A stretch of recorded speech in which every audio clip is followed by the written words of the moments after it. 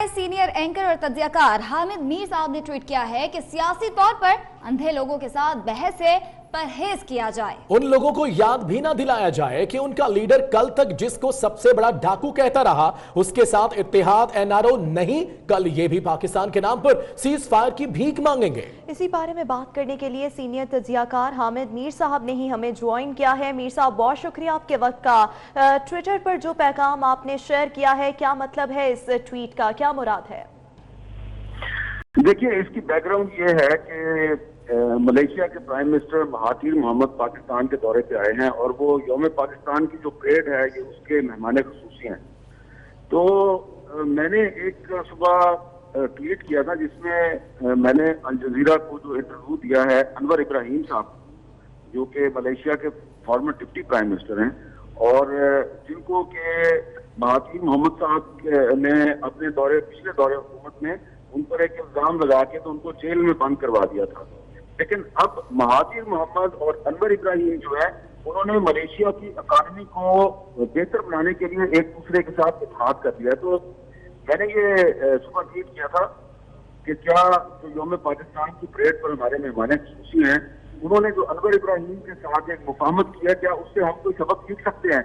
तो उस मेरे ट्वीट पर जो तहरीक इंसाफ के कुछ मीडिया सेल के लोग हैं तो उन्होंने काफी गाली गलौज की, तो मैंने तो उसका कोई जवाब नहीं दिया।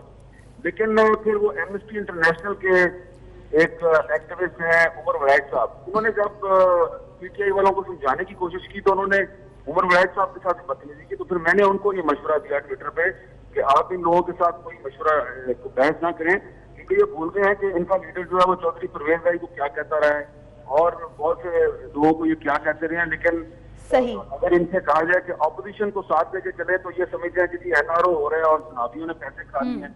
तो ये क्योंकि काफी दिनों से वो तमाम टीवी चैनल जो थोड़ी सी ऑपोजिशन की कवरेज करते हैं ये पीटीआई की तरफ से उन पर इल्जाम लगाए जाते हैं कि आपने लिफाफा ले लिया। इसलिए मैंने उमर वलायत साहब को मशवरा दिया कि आप इन सियासी तौर पे ठीक है। बहुत शुक्रिया हामिद मीर साहब, आपने अपने ट्वीट की जो तफसीलात हैं वो हमारे साथ शेयर की।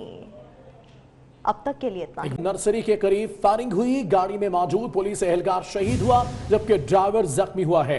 नीपा चौरंगी पर फायरिंग से मौलाना शहाबुद्दीन और पुलिस एहलकार सनोवर खान शहीद हुए। इसी बारे में बात करने के लिए हमारे साथ टेलीफोन लाइन पर मौजूद हैं डॉक्टर आमिर लियाकत हुसैन साहब। डॉक्टर साहब, बहुत शुक्रिया आपके वक्त का। क्या कहेंगे आप? कुछ ही देर पहले अफसोसनाक वाकयात रूनुमा हुए हैं। कराची में मौलाना तकी उस्मानी, मौलाना शहाबुद्दीन को टारगेट किया गया। दोनों गाड़ियां जो थी वो मदरसा दारुल उलूम के ज़ेर इस्तेमाल थी। जी, बहुत बहुत शुक्रिया। सबसे पहले तो मैं एक अफसोसनाक वाक़े पर पूरी कौम से दिली ताज़ियत का इज़हार करता हूँ, क्योंकि ये एक बहुत खतरनाक किस्म की साजिश है। यूँ समझिए कि मुल्क में फ़िरक़ावाराना हम आहंगी जो बरकरार है और अल्हम्दुलिल्लाह बरकरार है। पाकिस्तान में कोई सुन्नी शिया मसला नहीं है, कोई ऐसा मसला नहीं है पाकिस्तान में कि जहाँ मसालिक के दरमियान हम आहंगी ना हो। तो दुश्मन ने वार किया है।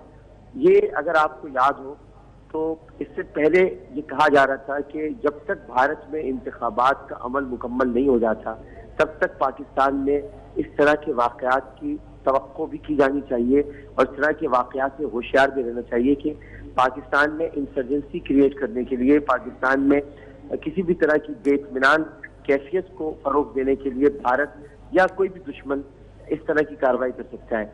आज ऐसा ही हुआ और मौलाना तकी उस्मानी साहब जो कि पाकिस्तान का असासा है, मौलाना तकी उस्मानी साहब पाकिस्तान का सरमाया है और मौलाना तकी उस्मानी साहब जैसी शख्सियात, उन्होंने हमेशा इत्तेहाद बैनुल मसालिक की बात की है।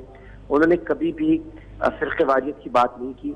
तो एक दिन पहले अगर आप देखें, कल 13 रजबुल मुरज्जब यानी मौलाए कायनात हज़रत अली करमल्लाहु वजहुल करीम का यौम विलादत और आज ये वाक़यात का होना, ये कोशिश की जा रही है कि दिखाया जाए कि खुदा न खास्ता पाकिस्तान में कोई फ़िरक़ेवाराना हम आहंगी नहीं है। मैं ये बात दावे से कहता हूँ कि पाकिस्तान में फ़िरक़ेवाराना हम आहंगी है। पाकिस्तान में सब मिलजुल कर साथ रहते हैं। पाकिस्तान में सुन्नी शिया मिसाली इत्तेहाद मौजूद है। किसी सूरत में इस इत्तेहाद को कोई तक नहीं पहुँच सकती, कोई इसको तकलीफ नहीं पहुँचा सकता। हाँ, लेकिन ये जो वाक़यात हुए हैं इनसे निमटना इसलिए ज़रूरी है क्योंकि ये जो उलमाए किराम हैं, मौलाना शहाब और मुफ्ती तकी उस्मानी साहब, ان کا جس مسلک سے تعلق ہے اس مسلک کے پیروکار بہت بڑی تعداد میں پاکستان میں موجود ہیں.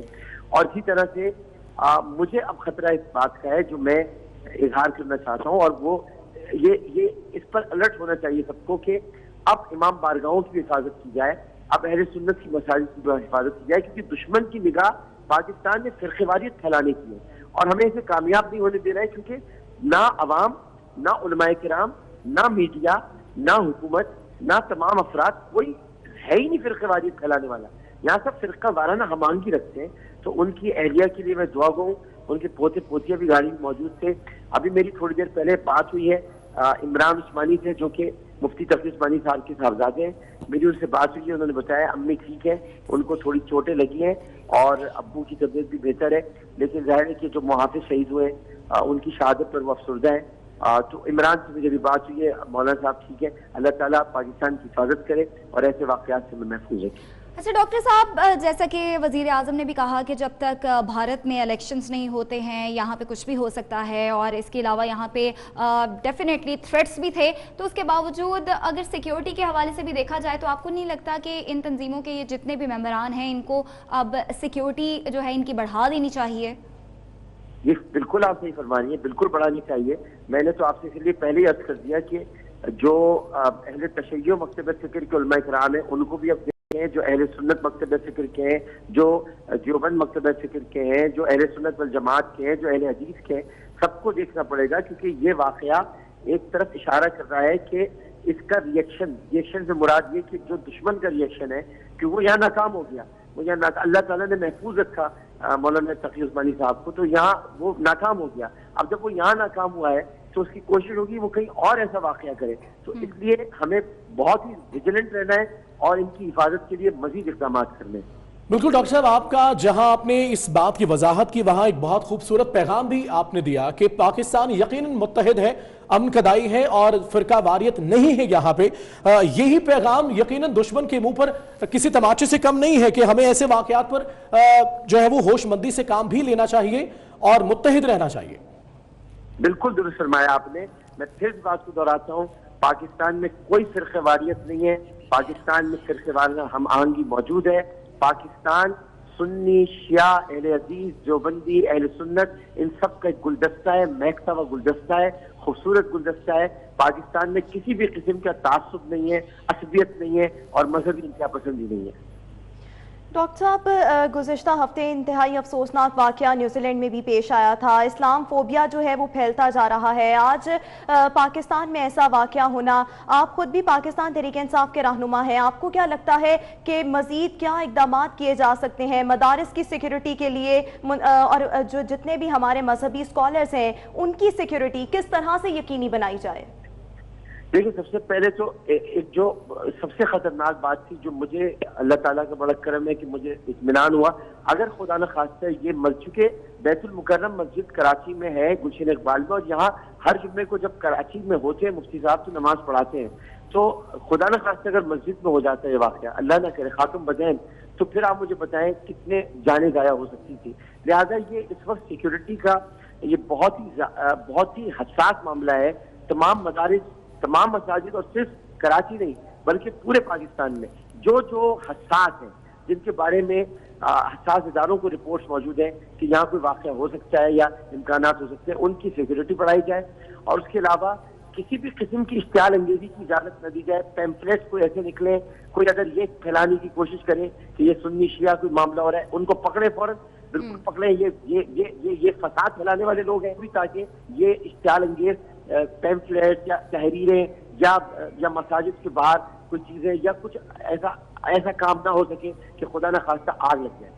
اچھا ڈاکٹر صاحب، ہم نے دیکھا کہ پاکستان کے تو چلے بھارت کی جانب سے بھی خطرہ ہے، لیکن جس طرح حالات پیدا ہوئے ہیں پچھلے ہفتے سے، نیوزی لینڈ میں حملہ ہوا، پھر برطانیہ کی مساجد میں بھی حملے ہوئے، تو یہ جو دشمن ہیں وہ مسلمانوں پہ اٹیک کر رہے ہیں. تو صرف بھارت کی وجہ سے نہیں، ہمیں الرٹ رہنا پڑے گا کہ جو دشمن ہے اسلام کے وہ آلریڈی پوری دنیا میں موجود ہیں. جس طرح وزیر اعظم نیوزی لینڈ کو بھی اب جان سے مارنے کی دھمکیاں دی جا رہی ہیں، تو ہمیں تو ویسے ہی بہت زیادہ الرٹ رہنا چاہیے.